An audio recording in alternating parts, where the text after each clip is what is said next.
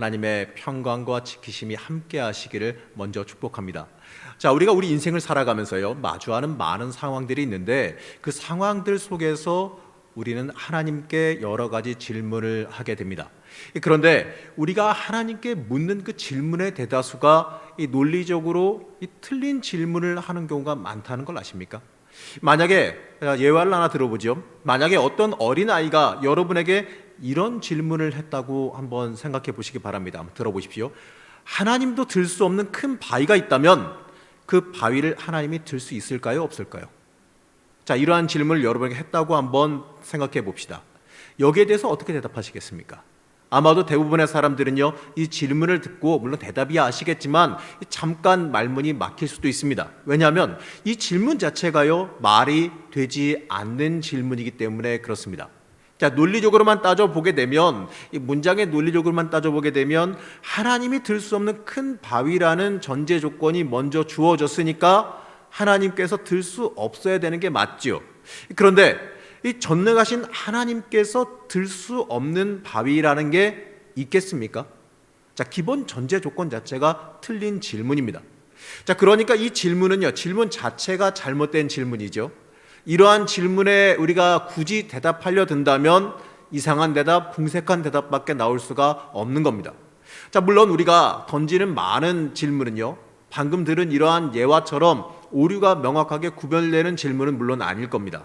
하지만 우리가 이 던지는 많은 의문들이 이 질문처럼 성립될 수 없는 질문인 경우가 많다는 거죠. 자, 우리가 살면서 하나님께 던지는 이 질문의 대부분은요, 하나님께서 살아계신다면 어떻게 이런 일이 일어날 수 있습니까? 이것과 비슷한 질문입니다. 다른 말로 바꿔보면 이렇습니다. 하나님, 왜 나한테 이러십니까? 하나님, 나를 사랑하시긴 하십니까? 바로 이러한 질문으로 바꿔 말할 수 있을 겁니다. 다시 간단히 바꿔보면 하나님 존재 자체의 의문을 던지는 건방진 질문이라는 겁니다. 자, 오늘 우리가 읽은 이 성경은요, 말라기입니다. 말라기는 하나님과 논쟁을 하듯이 많은 질문을 주고받습니다. 그 질문을 제가 한번 정리해 봤는데요, 그 질문을 6가지로 정리해 보면 이렇습니다. 자, 보게 되면요, 주님께서 어떻게 우리를 사랑하셨습니까? 주님 우리 사랑하시긴 합니까? 이 질문이고요. 두 번째는 우리가 어떻게 주의 이름을 멸시했습니까? 우리가 언제 하나님을 망령되이 이끌고 우리가 언제 하나님을 나쁘게 했습니까? 세 번째, 어찌미니까? 세 번째, 왜 이러십니까? 왜 그러십니까? 왜 나만 갖고 그래? 이겁니다. 네 번째, 우리가 어떻게 하나님을 괴롭게 했습니까? 뻔뻔한 얘기죠. 또 다섯 번째는요, 무얼 회개하라고? 내가 뭘 잘못했다고? 이 정도면 됐지. 이런 말입니다. 그리고 또 여섯 번째는 우리가 무슨 말로 주를 대적했습니까? 우리가 뭘 잘못했다고? 우리가 하나님 앞에 잘 엎드리고 순종하고 잘 살아왔는데 우리가 뭘 잘못했다고? 이 얘기입니다. 이것을 간단하게 한마디로 정리하면 이렇게 말할 수가 있는데, 여호와께서 우리를 사랑하셨다고 했는데 과연 언제 어떤 식으로 우리를 사랑하셨습니까? 이러한 질문으로 바꿔 말할 수가 있겠지요.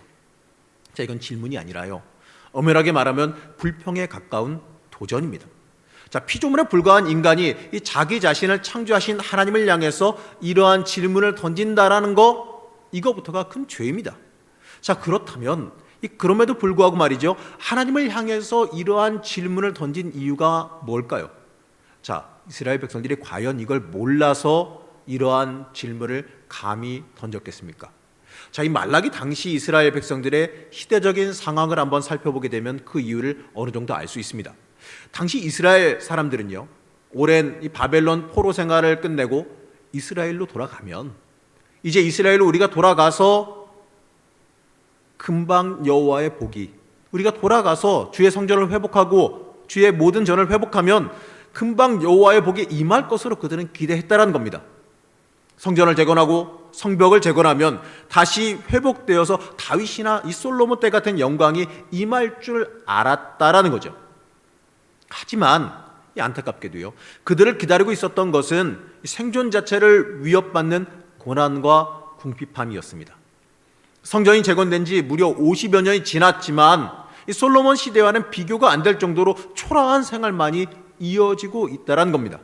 초라하고 힘든 가운데에서도 성전을 재건했고, 그 성전에서 비록 조금 흠이 있을지라도 여호와께 제물을 꾸준히 드리고 있습니다. 열악한 환경 속에서도요, 선조와 달리 이방신을 따르지도 않고 여호와만 잘 섬기고 있습니다. 하나님께 최상의 것은 아닐지 몰라도 어려운 형편 가운데서 최선의 것을 드리고 있습니다. 한마디로 말하면 이렇게 말할 수 있어요. 하나님의 복과 도움 없는 이 힘겨운 상황에서도 나름 최선을 다해서 신앙생활 한다고 하는데 하나님 뭐가 문제입니까? 하나님 뭐가 문제입니까? 간단하게 다시 말하면요, 하나님 왜 우리가 이렇게 하고 있는데 왜 아무것도 안 하시냐라고 삐진 겁니다. 자, 여러분, 이들의 이러한 반문, 이들의 하나님께 향한 이러한 질문, 여기에 대해서 어떻게 생각하십니까? 할 만큼 한 거 아니냐? 이 정도면 할 만큼 했지 않느냐? 이러한 생각이 혹시 드십니까? 자, 우리의 현실 속에서도요, 이스라엘 백성의 상황뿐만 아니라 우리의 현실 속에서도 이러한 질문은요, 언제든지 나올 수 있습니다. 이 코로나로 인해서 이 계속되는 어려움이 있고 완전한 회복은 도대체 언제 올지 글쎄요, 잘 모르겠습니다.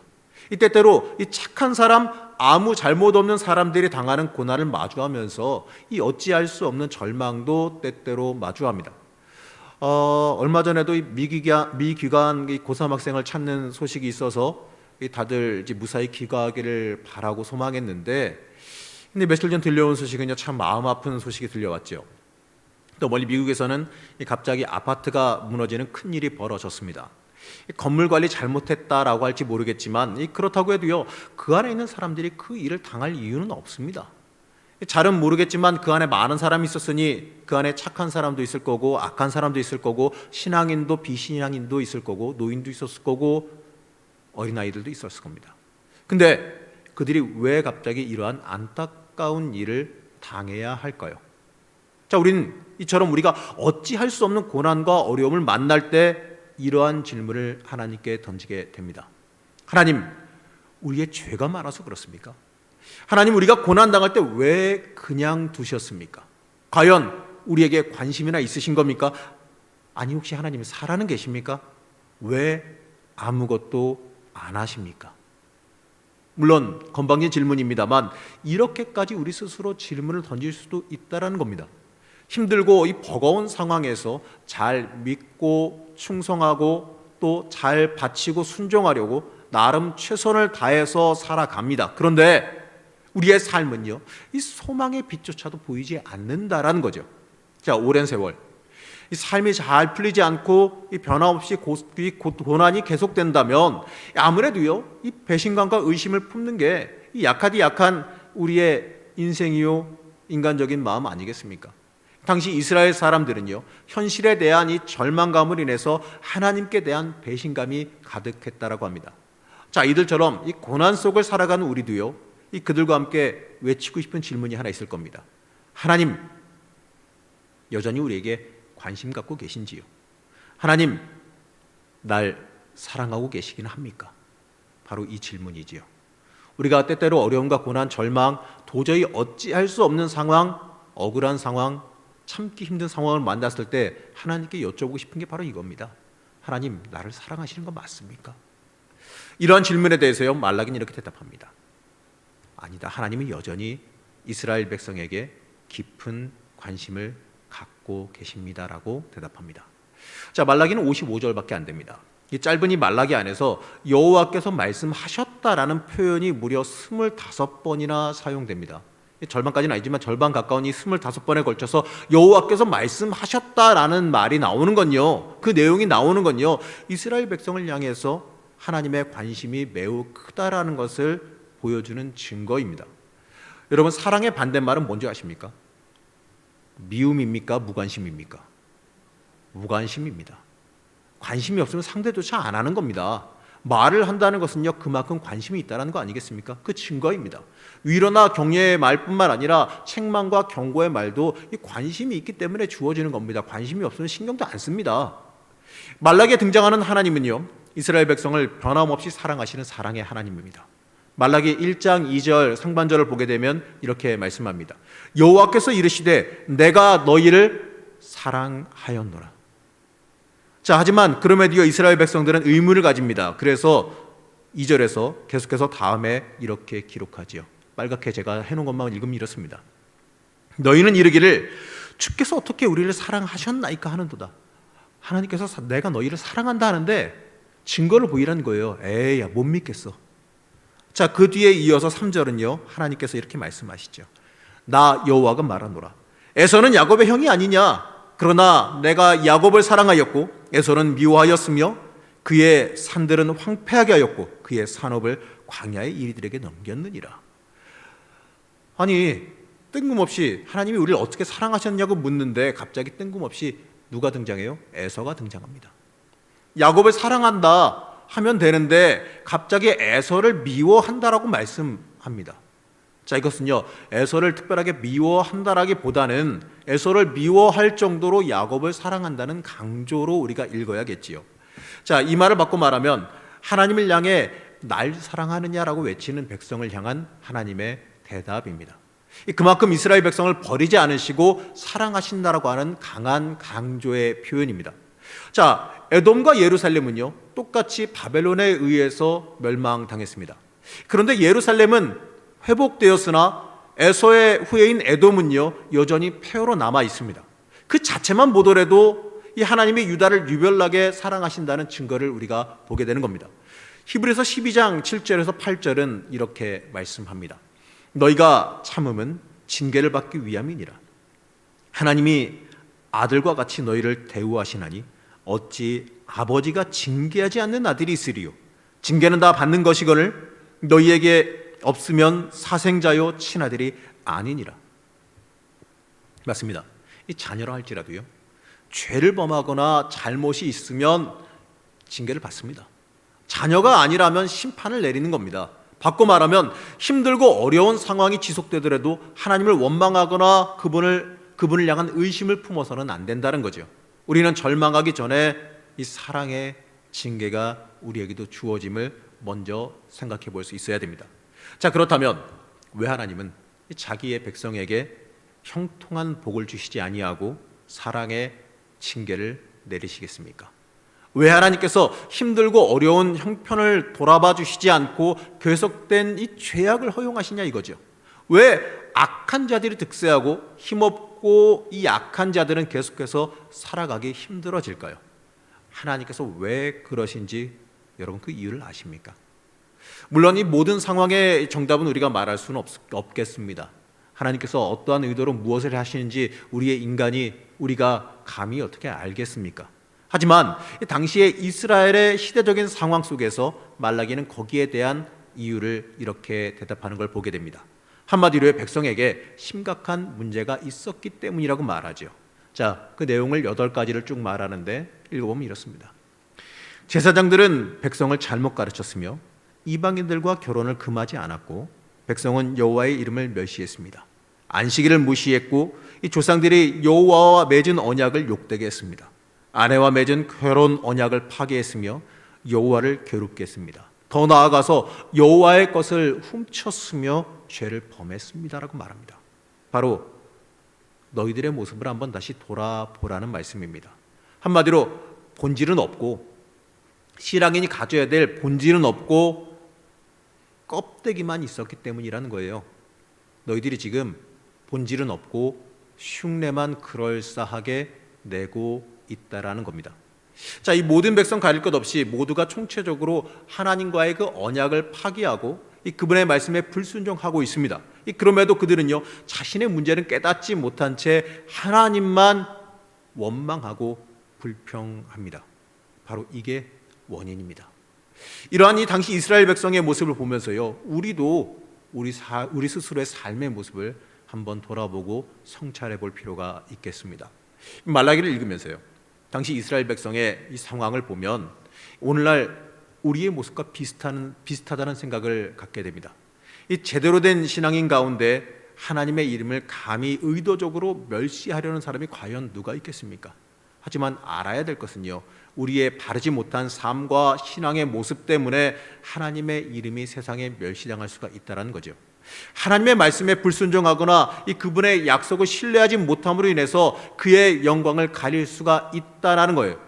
우리 자신의 문제를 인식하지 않고 회개하고 돌이키는 일에 최선을 다하지 않고 우리의 힘겨운 현실이나 이 세상에서 벌어진 일에 대해 하나님께 책임만 돌린다면 하나님께서는요, 우리의 모습을 보면서 정말 안타까워 하실 겁니다.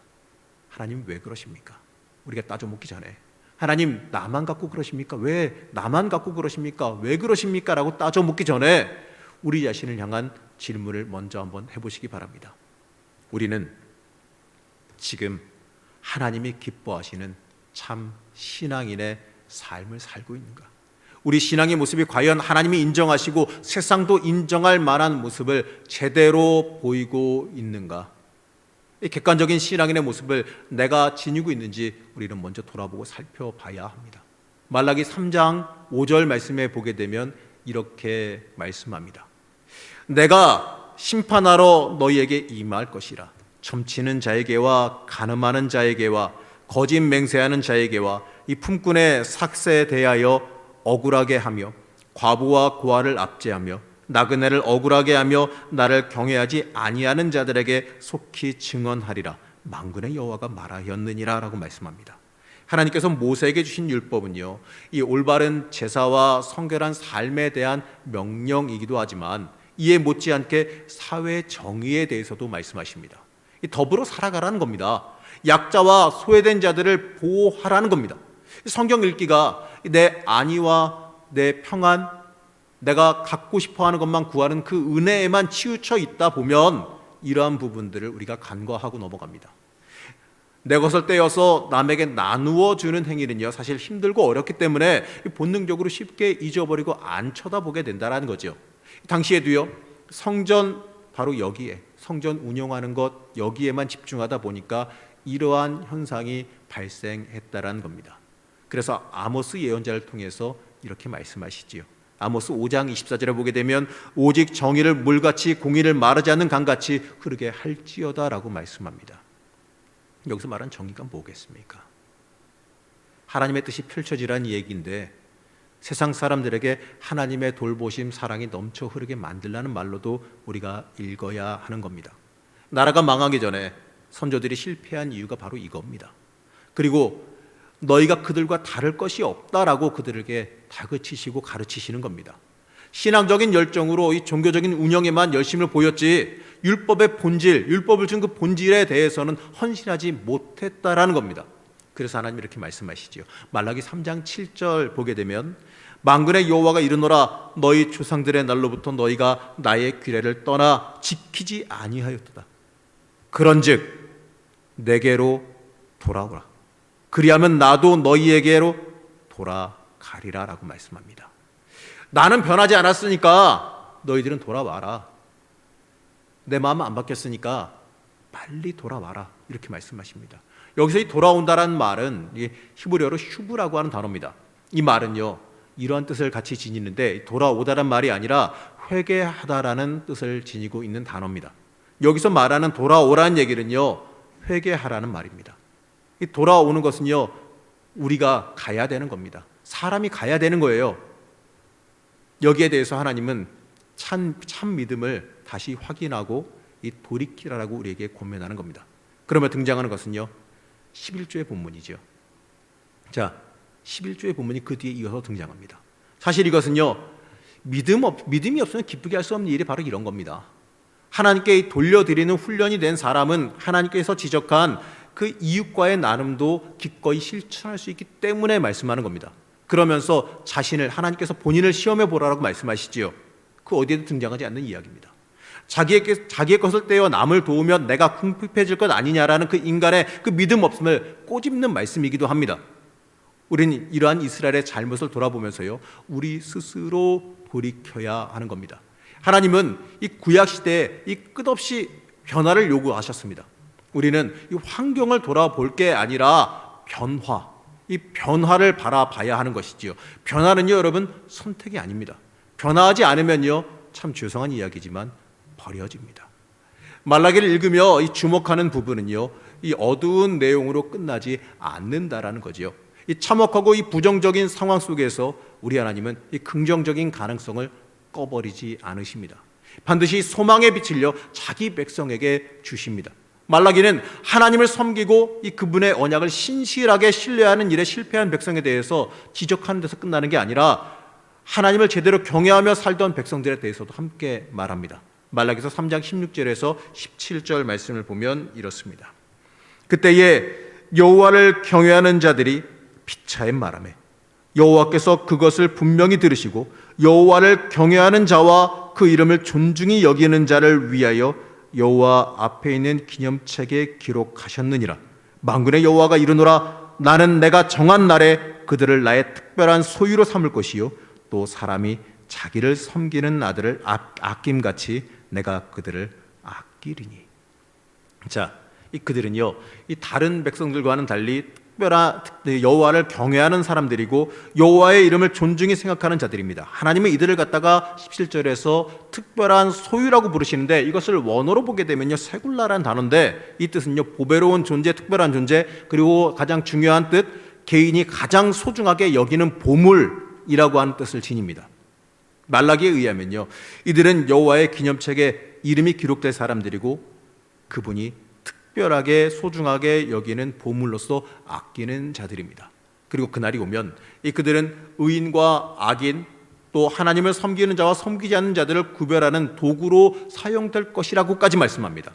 자, 그럼 여기서 말하는 그날이 뭘까요? 바로 여호와의 날, 그것을 말하는데 성경은 이 날이 교만한 자와 악을 행하는 자들에게 엄청난 진노와 심판의 날이 될 것이라고 4장 1절에서 말합니다. 자, 그런가 하면 하나님의 말씀에 순종하고 그분의 약속을 신뢰하면서 사는 사람들에게는요, 놀라운 치유와 회복의 날이 될 것이다 라고 말하죠. 간단하게 말하면요, 여호와의 날이 이 복잡한 얘기 아니에요. 사람에 따라서 다 다르게 적용될 거라는 겁니다. 말라기를 읽으면서 잊지 말아야 되는 것이 있는데 여호와 하나님께서 자기 백성을 끝까지 사랑하신다는 점에는 물론 의심의 여지가 없지만 그 사랑이 모든 사람에게 다 똑같이 적용되는 것은 아니라는 겁니다. 그저 이 아브라함의 생물학적 후손이나 이스라엘 백성으로 태어나기만 했다고 해서 하나님의 사랑이 임할 것이다 라고 착각해서는 안 된다라는 겁니다. 맞습니다. 믿음의 가정에서 태어나서 이 주일 예배 마짐없이 참석하고 신앙인이라고 고백하고 다닌다라는 그거 하나만 가지고는 부족하다는 거죠. 말라기가 주는 교훈은요, 하나님과의 지속적인 영적인 교제 없이 껍데기 신앙인으로만 살아가서는 곤란하다라는 겁니다. 자, 여러분, 죄송하지만 한번 질문해 보죠. 여러분 누구십니까? 여러분은 누구십니까? 껍데기만 뒤집어 쓰고 계신 사람입니까? 아니면 속 사람이 하나님의 사람입니까? 여러분 어디에 해당하십니까? 자, 오늘도 한번 옆 사람들 한번 쳐다보죠. 자, 마스크 썼으니까 겁내지 말고 한번 쳐다보죠. 딴 말씀하지 마세요. 그냥 쳐다만 보세요. 눈으로 위협을 한번 해보세요. 너는 누구냐? 여러분 스스로 한번 물어보시기 바랍니다. 나는 누굽니까? 나는 뭐 하는 사람입니까? 물론 연약한 사람인 이상에 원치 않는 고난과 역경이 몰려오고 하나님의 침묵이 우리 삶 속에 계속된다면 아무리 하나님의 백성일지라도 하나님께 대한 질문과 원망을 말할 수는 있을 겁니다. 하지만 이 말라기가 바라는 신앙인은요, 그 자리에서도 결국에는 흔들리지 않는 신앙인이 되라는 것입니다.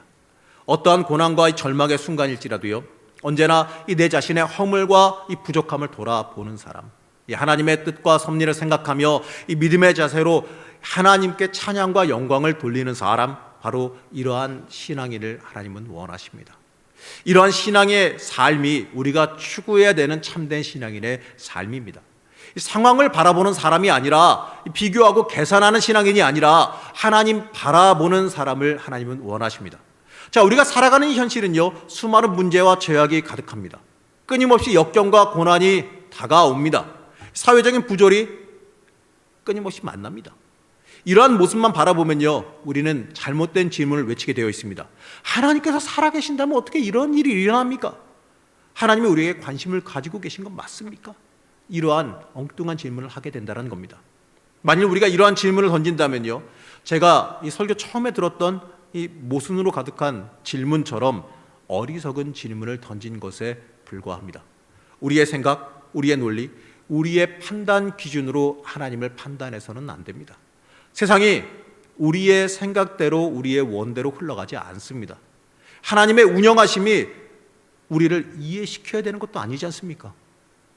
우리의 동의를 얻어야 되는 것도 아니지 않습니까? 하나님은 이러한 상황 속에서 오히려 우리에게 물어보십니다. 이러한 상황 속에서도 너는 나를 신뢰하고 따라올 수 있겠느냐라고 오히려 우리에게 물어보십니다. 말라기서 핵심 주제는 바로 이겁니다.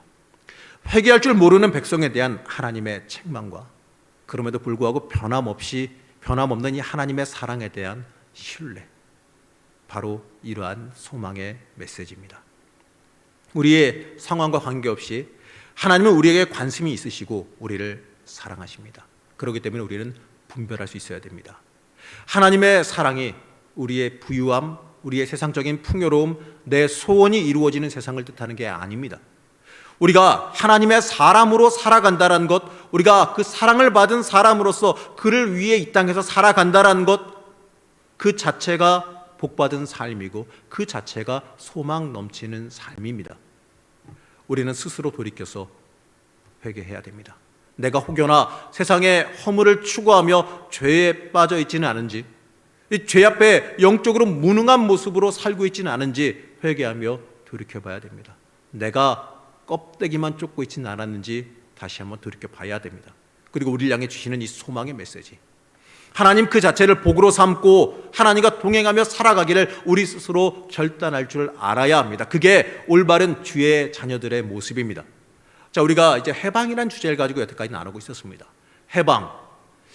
여러분, 이 참된 해방은요, 죄의 사슬에서 풀리는 게 해방입니다. 세상에 연연하면서 세상의 물질과 명예, 이 세상에 누리는 것에 매여서 하나님과 관계없이 살아가는 삶에서 풀려나는 겁니다. 참된 소망을 품고 살아가는 것, 그것이 온전한 해방이자 온전한 회복임을 여러분들은 잊지 마시고 기억하시기 바랍니다. 여러분, 이 땅 살아가면서 하나님을 향해서 이 세상에 어리석은 질문을 행하며 살아가지 마시고 온전한 소망의 대답을 하면서 올바른 복을 추구하며 살아가시는 참된 주의 자녀들이 되시기를 간절히 축복합니다. 여러분, 잊지 마시기 바랍니다. 하나님은 여러분 사랑하시고 틀림없이 기억하십니다. 그리고 여러분과 함께 동행하십니다. 세상이 힘들고 어려울 때에도요, 하나님은 나와 함께 동행하십니다. 그렇기 때문에 우리는 그 하나님 바라보는 삶을 살아가기를 소망하며 살아가시기 바랍니다. 잠시 기도하겠습니다.